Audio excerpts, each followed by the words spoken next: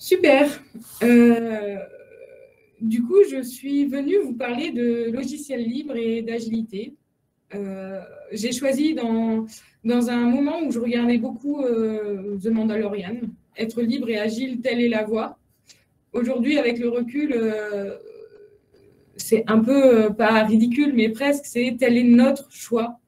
Plutôt que telle est la voie, parce que chacun a sa voie différente, tous les projets agiles sont différents, tous les projets libres sont différents, et tous les projets libres et agiles sont différents.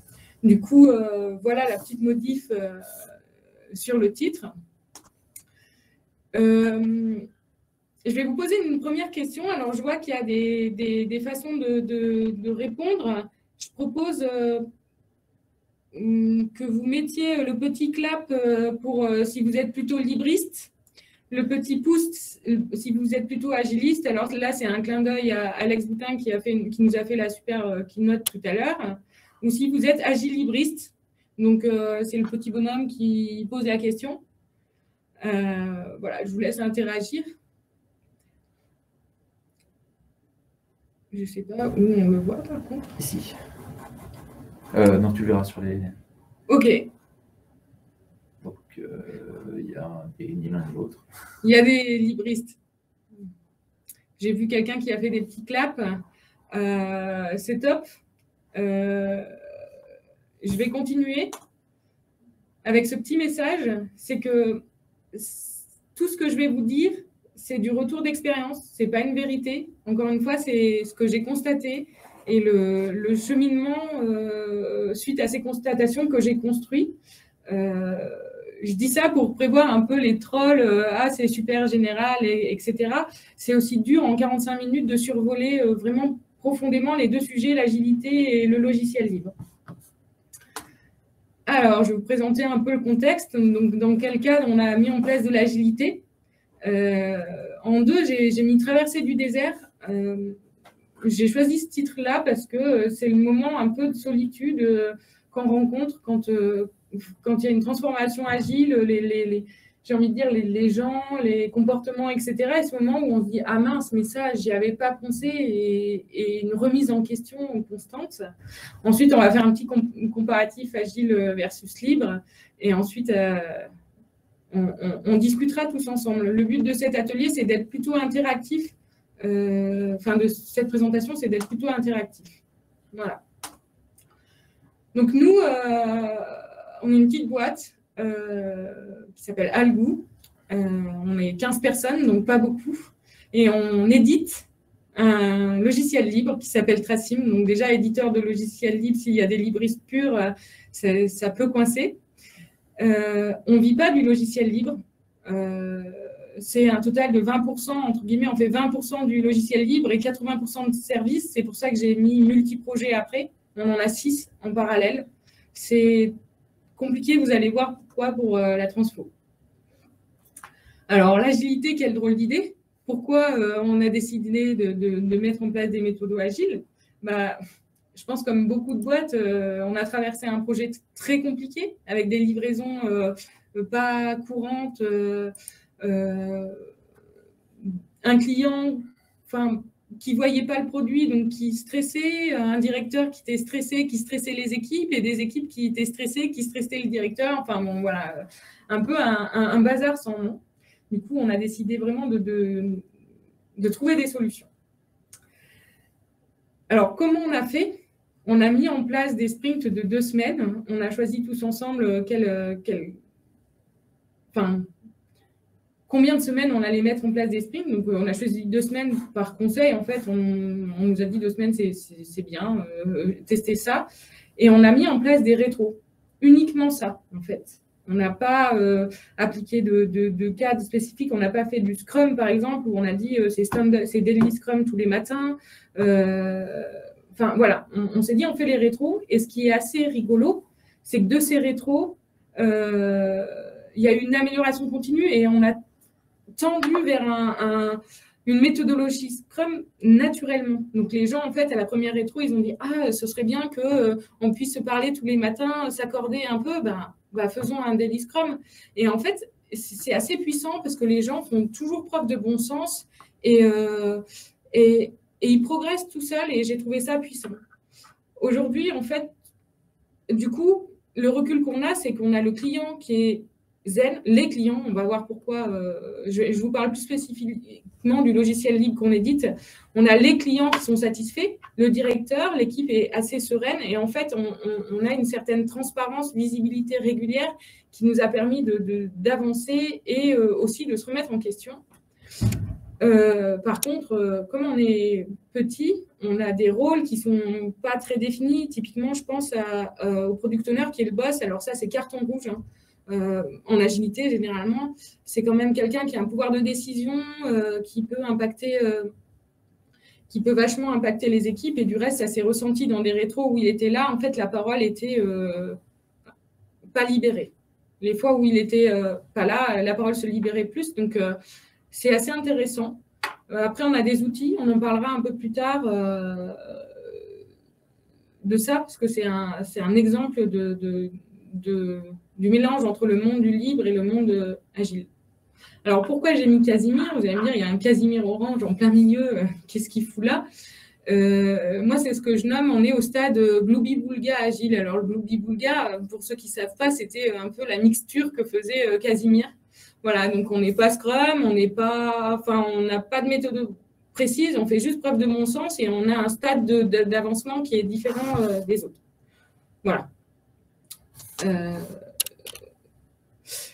Voilà, tout à l'heure, je vous ai expliqué pourquoi j'avais mis un peu traversée du désert. Donc là, j'ai mis un verre des sables.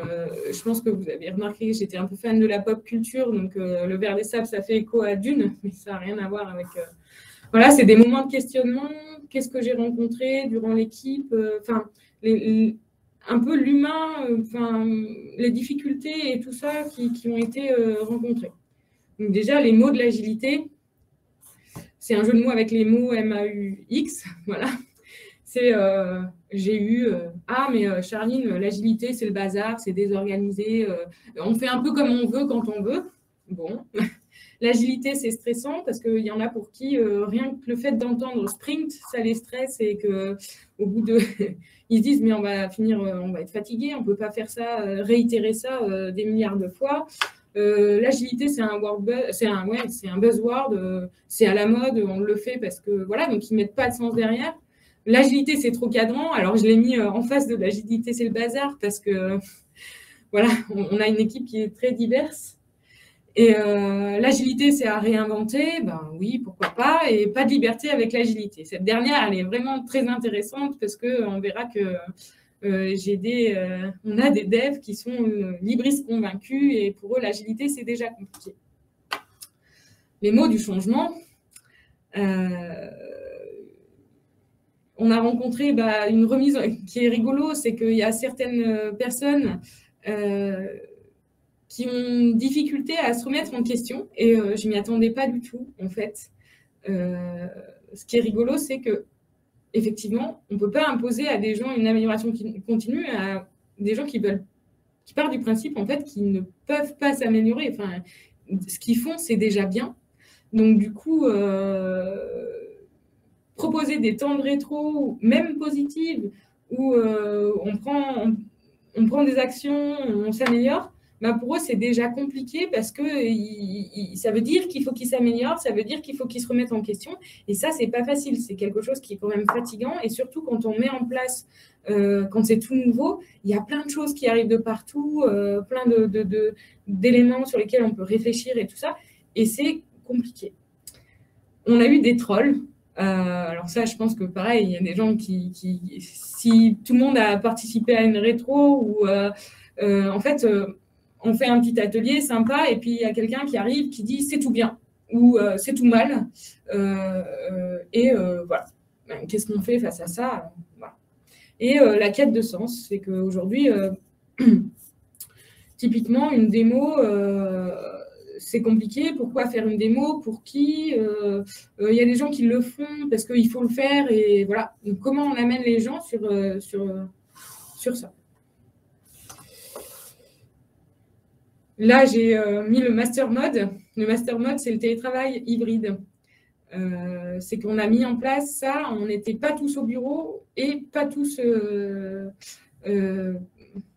pas tous en distanciel, pas tous au bureau. Donc, c'est vraiment quelque chose qui est plus compliqué. Au coup, là, de ma perception, c'est que soit si on est tous en télétravail, c'est assez simple de se synchroniser, ou tous en présentiel aussi. Mais là, il faut gérer l'hybride, donc dans quel salon on s'appelle, etc. Comment on préserve la qualité des cérémonies. Pareil, les outils, quels outils on utilise. Genre, je reviendrai plus tard. Comment on préserve la fluidité, la motivation de l'équipe. Et pour ça, en fait, on a mis en place des ateliers qui sont réguliers, où on essaye d'améliorer, parce que c'est à réinventer, en fait. Je pense au thème de l'année dernière d'Agile Grenoble, qui était Reinventing the Way We Work. Alors, désolé pour mon anglais, il est vraiment nul. Mais voilà, c'est-à-dire que c'est tout nouveau pour nous, et c'est normal qu'il y ait des moments où c'est compliqué, où il y a des loupés, etc. Donc, on est vraiment dans un processus d'amélioration continue de comment on travaille en équipe et comment on travaille en équipe avec le télétravail hybride. Alors, pour l'instant, je vous ai parlé beaucoup de questionnements et de problématiques et pas beaucoup de comment on a procédé, à part sur les ateliers sur le télétravail. On a déjà mis en place, enfin, j'ai apporté ça, une démystification. Aujourd'hui, l'agilité, c'est un mot à la mode. En fait, il y a beaucoup de gens qui se braquent, on parle de sprint planning, par exemple, etc. Et il y a des gens qui sont déjà braqués à l'idée d'entendre ce mot. Donc, ce qui a été fait, c'est qu'à la suite des rétros, par exemple, ce serait bien qu'en début de sprint, on puisse s'organiser, etc. Ouais, organisation de début d'itération. Voilà. Et donc, du coup, les gens, comme ça, s'approprient aussi le vocabulaire autour de ça et s'approprient les méthodes qu'on met ensemble en place, plutôt que d'arriver et mettre et dire des mots. Des fois, je dis des gros mots, d'ailleurs, ça m'échappe, et on me le fait remarquer. C'est quoi un Spring Backlog, par exemple? Ok, mince. Pardon. Voilà. Il y a eu beaucoup d'échanges, de dialogues.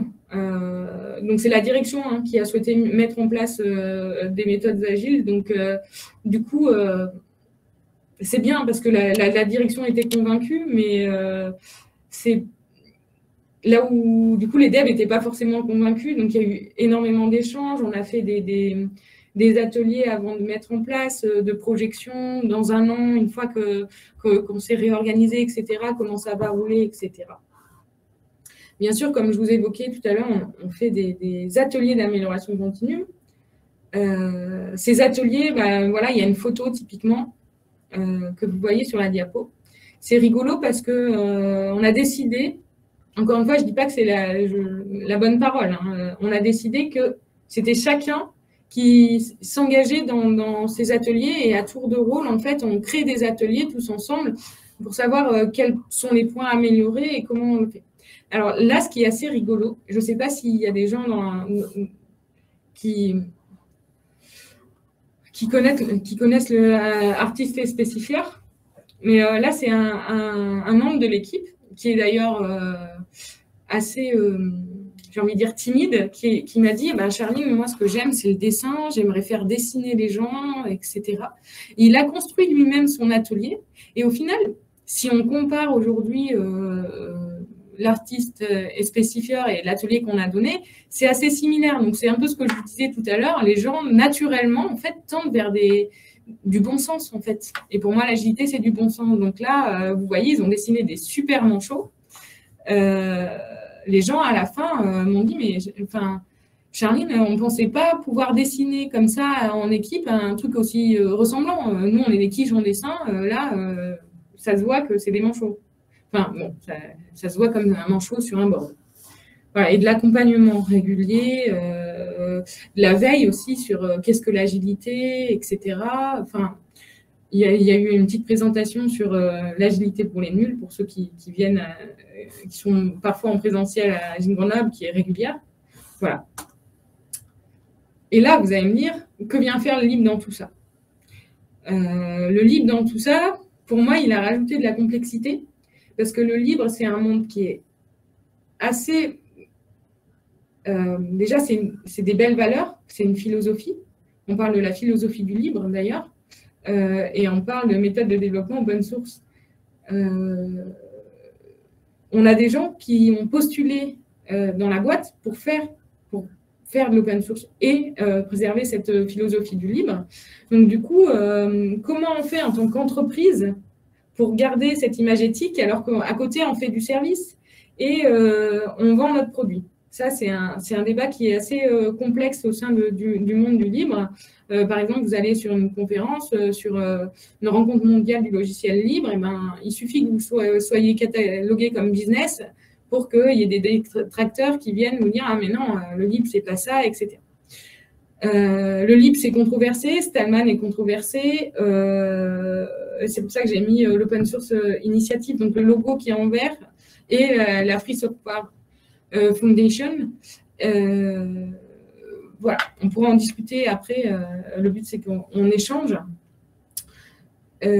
Comment on fait pour collecter tous les feedbacks clients, contributeurs et avoir une vision produit? Parce qu'aujourd'hui, le libre, c'est des contributeurs qui font des tickets, qui ouvrent des tickets en disant « Ah, bah là, ce serait bien ça, ce serait bien ci ». C'est des devs qui ouvrent des tickets parce qu'ils ont envie d'avoir une approche plutôt R&D.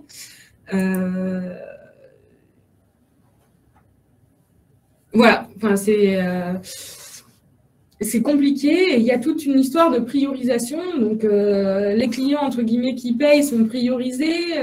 Les contributeurs qui contribuent, ben, du coup, eux, les contributeurs qui développent, parce qu'on a les contributeurs qui posent des questions, qui font avancer le produit. Et là, c'est un peu plus différent, mais les contributeurs, ils font leur PR, leur pull request quand ils ont envie, et nous, on vérifie à l'intérieur. Mais on a un temps pour voir ça. Et la vision produit, ben, on a le boss quoi, qui essaye de collecter tous ces retours et puis en faire quelque chose qui correspond vraiment à qu'est-ce que les contributeurs aimeraient, qu'est-ce que les clients aimeraient et qu'est-ce que lui aussi aimerait, parce que bon, c'est le dirigeant, donc il a sa vision. Ça amène aussi une autre complexité, c'est comment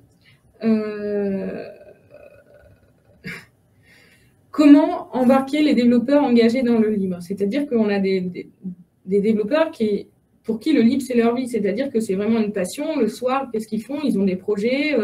C'est soit eux qui sont à l'initiative de leur projet, soit ils sont contributeurs, etc. Et des fois, bah, comme je le disais tout à l'heure, donner du sens à un produit commercialisé, bah, c'est plus compliqué. Et donc, et aussi à une structuration agile. Par exemple, quand c'est structuré, pour eux, ils ont l'impression que c'est forcé, alors que eux, leur approche passionnée, c'est de participer quand ils veulent, quoi. Enfin, quand ils veulent, comme ils veulent, et sur les sujets qu'ils veulent, et c'est eux qui décident de la façon d'implémenter, etc. C'est moins une approche équipe. Il y a des projets libres qui sont très structurés. Je pense notamment à Ubuntu et Debian. Alors, ils sont tous les deux différents. Ce qui est rigolo, c'est que Ubuntu dépend de Debian, mais bon, ils ont vraiment une structuration qui est différente. C'est que Ubuntu, eux, ils sont rémunérés pour ce qu'ils font. Et ils sont en mini-projet, ils sont structurés en mini-projet. Et vous allez trouver Debian qui a une gouvernance un peu plus démocratique, etc. Même jusqu'à des décisions par consensus. L'approche communautaire, comment on la gère? Parce qu'aujourd'hui, ça fait partie de notre travail, mais c'est du temps qu'on ne fait pas sur notre temps perso.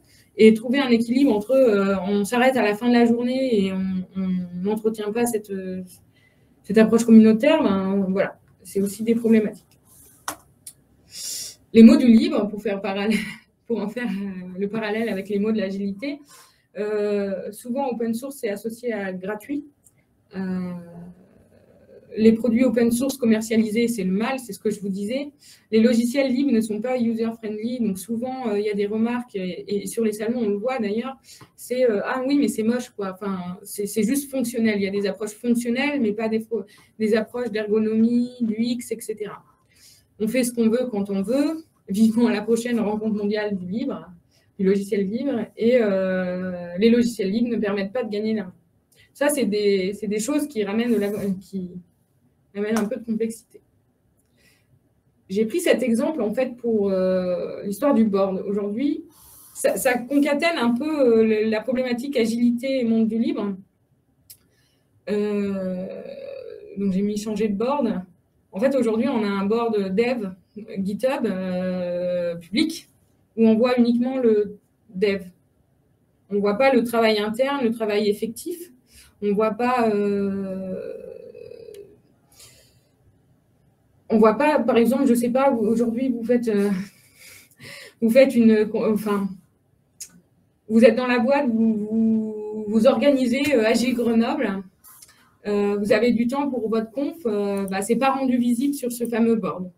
Donc, comment on fait pour rendre visible sur le board, pour que les contributeurs s'y retrouvent, pour que ce soit public, pour que ce soit en anglais, pour que ce soit, etc. Aujourd'hui, on n'a pas de bonne réponse. Je suis désolée d'être... Peut-être que c'est de la frustration pour vous, mais on est en train de réfléchir à comment on met en place ça et comment les devs sont sereins, parce qu'aujourd'hui, comment on priorise si on ne rend pas le travail visible, c'est une grande question. Alors, du coup, là, je vous pose la question, est-ce que le libre et l'agilité sont-ils compatibles, à votre avis? Donc, vous pouvez mettre le petit clap pour oui, le petit pouce pour non. Ouais, c'est plutôt l'inverse. Enfin, c'est bon, vous avez commencé à répondre. Donc, oui. Le pouce pour non. Et, je n'ai pas d'avis. Vous pouvez mettre le petit bonhomme. OK, il y a plein de gens qui sont convaincus. Du coup, suite à ça, donc, comme je vous ai expliqué, moi, je me suis remis en question. Je me suis dit, mais je connais le milieu de l'agilité. Pas mal, mais pas beaucoup. Mais ça fait un moment que je traîne dans cette communauté-là. Et je connais le milieu du libre, mais encore moins. Donc, j'ai commencé à faire un peu mes petites recherches, etc. Et là, je me suis aperçue que les deux avaient des manifestes. Donc, le manifeste Agile, je passe rapidement, mais c'est les 20 ans cette année pour le manifeste Agile. J'ai fait une petite comparaison. Alors, j'ai un peu comparé l'incomparable, mais ça m'a permis un peu de faire une conclusion sur le fait que à partir du moment où il y a quelque chose qui véhicule des valeurs, une philosophie, tôt ou tard, il y a un écrit qui reste. Et il y a des gens qui écrivent des choses. Et du coup, le manifeste Agile, ça a 20 ans, donc c'est 2001. Le manifeste GNU, écrit par Richard Stallman, c'est 85, donc c'est plus vieux. Une des différences, c'est que Stallman a écrit son manifeste un peu tout seul et il a itéré en disant il y a des gens qui ont mal interprété, donc du coup, je préfère spécifier certaines remarques que j'ai faites dans ce manifeste. Et Agile, c'est 17 signataires qui sont fait une petite soirée sympa, ski, raclette, et qui ont décidé de faire le manifeste Agile. Le style, c'est un peu la même, mais l'approche du manifeste GNU est plus un argumentaire ou une réponse à des questions qui véhiculent une vraie philosophie. Et le manifeste Agile, c'est vraiment des points, 4 valeurs, les 12 principes qui en découlent, etc. Le postulat de base, c'est quand même humaniste dans les deux cas. Donc, c'est des valeurs humaines, mais qui sont différentes. Pour l'agilité, on va remettre les individus, le client, la collaboration, etc. au centre des process. Côté libre, ça va être vraiment la liberté de l'utilisateur d'avoir... j'ai la liberté d'utiliser mon logiciel, de le voir, de le modifier, de l'étudier, de le partager, etc. Donc, il y a cette notion de partage. Et il y a 4 valeurs aussi. Donc, c'est rigolo. Est-ce que les gens ont besoin de faire 4 valeurs suite à... Telle est la question. Du coup, je rebondis un peu sur ce qu'a écrit Stallman. On est ressorti les 4 phrases suivantes. La liberté d'utiliser le logiciel, la liberté de copier le logiciel, la liberté d'étudier le logiciel et la liberté de modifier le logiciel et de redistribuer des versions modifiées. Il y a une petite subtilité, grosse même, entre le libre et l'open source. Le libre, c'est une vraie philosophie de vie. L'open source, ça va être plus des méthodes de développement. D'ailleurs, tout à l'heure, j'ai cité l'open source initiative. Si vous allez voir les principes, il y aura 10 principes un peu plus détaillés et qui découlent de ces 4 valeurs. Là, j'ai fait un peu un comparatif agilité libre, toujours sur mon expérience et pas sur ce que c'est vraiment. Ce que j'ai envie de dire, tout ce qui est théorique, c'est vraiment sur un ressenti, une expérience. Donc, premier round, c'est la transparence, rendre le travail visible dans l'agilité, rendre le produit visible toutes les 2 semaines par le client, discuter avec le client, etc., échanger. Et l'open source ou le libre, c'est rendre le code visible. Alors, à votre avis, est-ce que ça, c'est compatible? Est-ce que l'agilité et le libre peuvent coexister dans ce cadre-là? Voilà, toujours le petit clap. Si jamais vous êtes d'accord, vous n'êtes pas obligé de... Ok, bon, on est d'accord. Le cadre. Alors là, j'ai discuté avec pas mal de libristes et j'ai trouvé tout. Organisé, auto-organisé, désorganisé. Avoir l'impression d'être désorganisé, mais quand on creuse, en fait, la personne, elle a fait un petit process et naturellement, elle tend un peu vers de l'agilité, j'ai envie de dire. Voilà, donc c'est assez rigolo. Et bien sûr, l'agilité, c'est assez organisé ou auto-organisé. Donc, à votre avis, est-ce que c'est compatible? La réponse, à mon avis, est évidente. Donc, oui. Je vous remercie pour ceux qui votent. Je me sens un peu moins seule. Troisième round, le développement, la pratique. On retrouve exactement les mêmes pratiques, donc le TDD, les revues croisées de code, le pair programming. On retrouve des experts dans les 2 domaines. Et du coup, pour moi, il n'y a pas de difficulté de compatibilité entre les 2. Je passe au 4e round, qui est les valeurs et qui, à mon avis, là, est le plus compliqué à agencer. C'est que pour l'agilité, c'est le client, puis l'équipe, puis l'humain, puis ensuite on voit. Il y a une notion d'entraide aussi. La communauté agile est très bienveillante. On verra, ce n'est pas forcément le cas dans la communauté libre. Il y a une approche qui est le plus simple, c'est-à-dire qu'est-ce qui est le plus simple pour l'équipe, qu'est-ce qui est... voilà. Tandis que dans le libre, enfin en tout cas de ce que j'ai vu, fatalement, il y a l'humain au centre des préoccupations, il y a une forte entraide, il y a une forte communauté. Par contre, c'est plus des grincheux, c'est-à-dire que quand on va sur un événement agile ou un événement libre, on va tomber sur des gens qui râlent souvent, qui ne sont pas contents, voilà. Ce n'est pas le cas de tous, hein. Je ne me jetez pas des cailloux. Et les choix par exemple, pour développer, le développeur, il va choisir.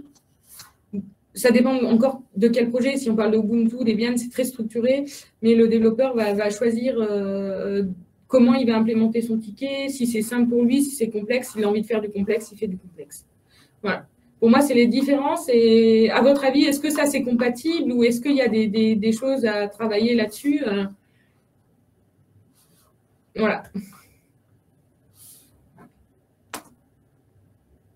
Là, je propose qu'on en discute. Si vous avez des questions, alors je découvre Remo et je ne sais pas si vous pouvez prendre la parole. Oui, ils peuvent la demander ici. Ok. Donc, j'aimerais avoir en fait votre avis sur vous, qu'est-ce que vous connaissez du libre, qu'est-ce que vous pensez qu'on peut faire sur les mots, par exemple, que j'ai sortis, open source égale gratuit. Hier, je discutais encore avec des gens et je m'apercevais que ce n'était pas forcément toujours bien compris. Donc, après, si personne n'a envie d'en parler, il n'y a aucun souci. Bon. Ah.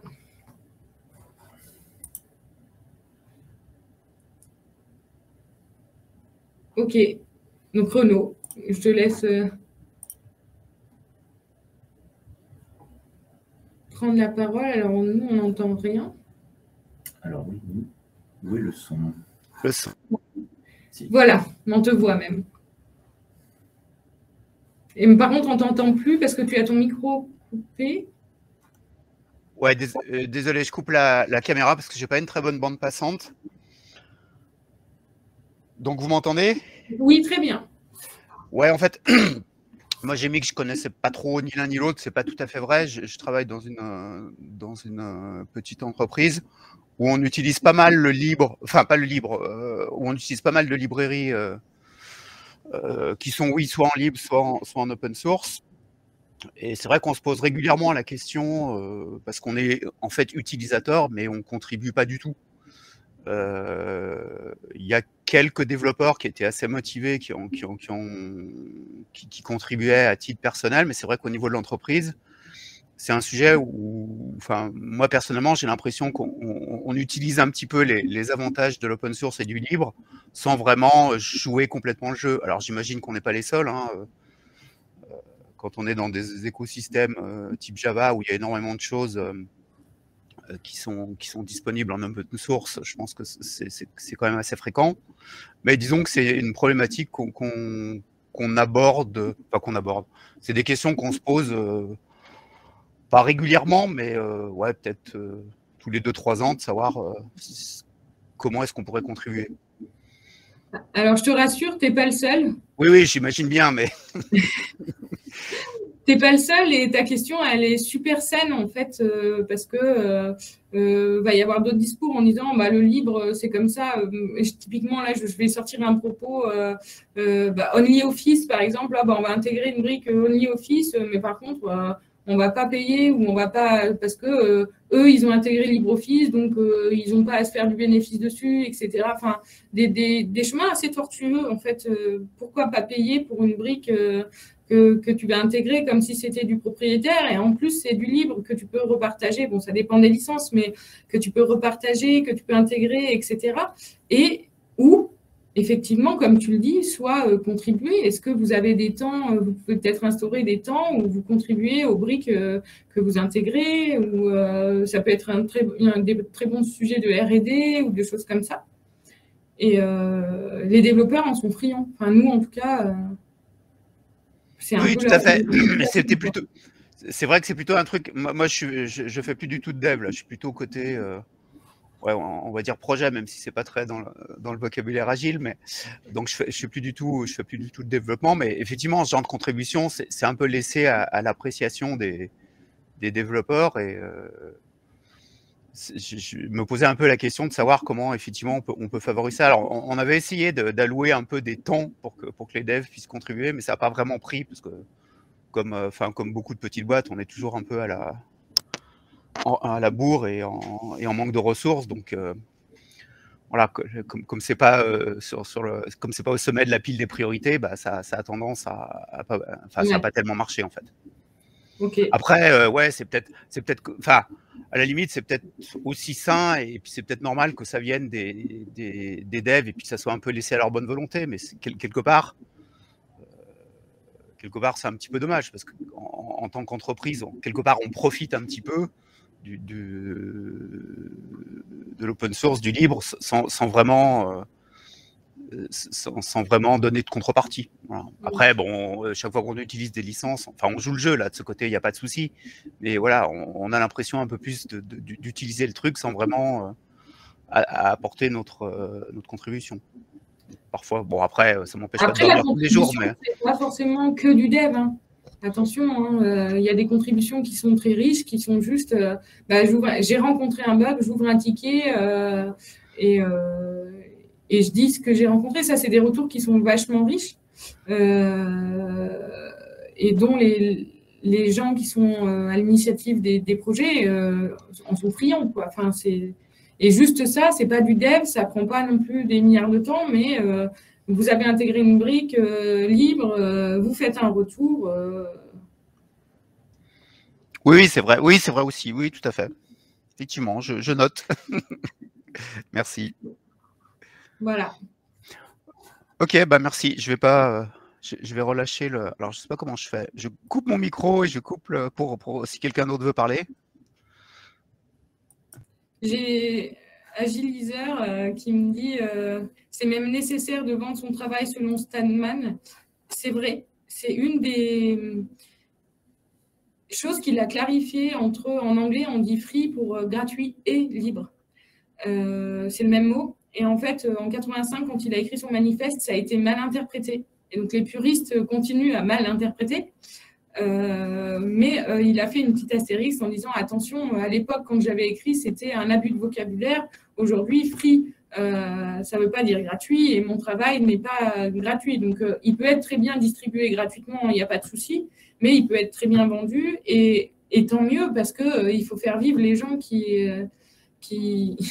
font ça, quoi. C'est un problème qui est complexe. Parce qu'aujourd'hui, il y a toute une image à déconstruire autour du libre et qui ne se fait pas forcément parce que la communauté est un peu...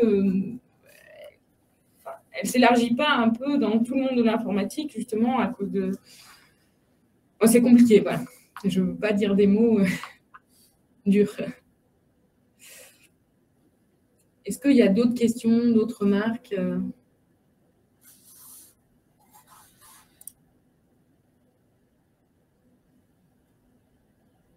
Ok, bah, je vais passer à la suite, si ça, juste pour finir. Après, je n'ai pas fait une présentation trop longue parce que c'était plutôt de la découverte. Après, je reste disponible pour en discuter. Il n'y a pas de souci. Je fais juste un mot de conclusion. L'homme libre désire le bien. C'est Spinoza qui a dit ça. L'agiliste aussi, ça, c'est un contributeur anonyme. Et l'homme bien désire le libre, le président du club Agile Rhône-Alpes. Voilà. Je fais cette conclusion voilà, pour vous faire un peu toutes les problématiques qu'on peut rencontrer dans le choc de ces deux mondes, mais pour moi, c'est totalement compatible. Mis à part cet aspect, l'entreprise, c'est le mal. Voilà. Je n'ai pas fait mon feedback rôti.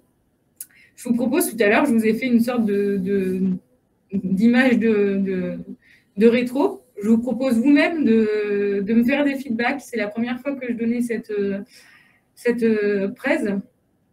Du coup, je vous propose de me dire ce qui a été positif et le delta d'ajustement. Qu'est-ce que vous aurez aimé voir, peut-être dans la presse, plus de dynamisme ou moins de... Voilà, je vous laisse interagir.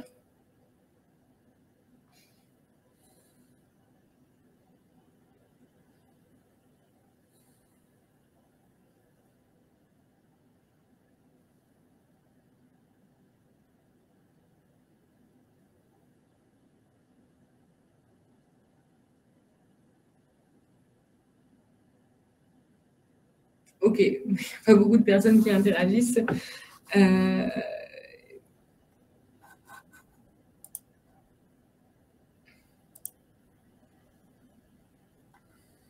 Merci à tous, en tout cas.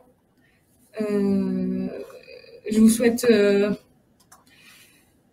une belle journée, un bel Agile Grenoble en distanciel. Et puis, à bientôt pour ceux qui viennent l'année prochaine en présentiel. Je pense qu'il y en a certains qui n'ont pas pu venir, mais qui auraient aimé venir.